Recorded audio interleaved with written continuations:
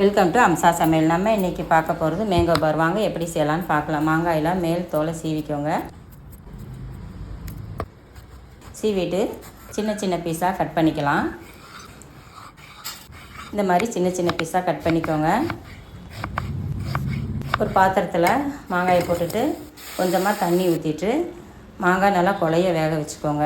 இந்த அளவுக்கு நல்லா குழஞ்சி வெந்திருக்கணும். நல்லா ஆறுனதுக்கப்புறமா ஒரு மிக்ஸி ஜாரில் போட்டு நல்லா நைஸாக அரைச்சிக்கலாங்க. ஒரு கடாயில் சர்க்கரை போட்டுட்டு சர்க்கரை மூழ்கிற அளவுக்கு தண்ணி ஊற்றிக்கோங்க. பாகு பதமெல்லாம் தேவையில்லைங்க, சர்க்கரை கரைஞ்சா போதும். அதுக்கப்புறமா அரைச்சி வச்சுருக்கிற மாங்காயும் மிளகாத்தூள் உப்பு சேர்த்துட்டு நல்லா ஜெல்லி பதம் வர வரைக்கும் இந்த அளவுக்கு நல்லா கலந்துக்கிட்டே இருக்கணும். இந்த ஸ்டேஜ் வந்தோடனே நம்ம ஒரு தட்டில் நெய்யோ எண்ணெயோ தடவிட்டு மேலே இதையும் நல்லா ஊற்றி வச்சுக்கலாங்க. வெயிலில் நல்லா காய வச்சு எடுத்து வச்சிட்டோம்னா 6 மாதம் ஆனாலும் கெடாதுங்க. அவ்வளோதாங்க. சுவையும் ஆரோக்கியமும் தரக்கூடிய மேங்கோ பார் ரெடி.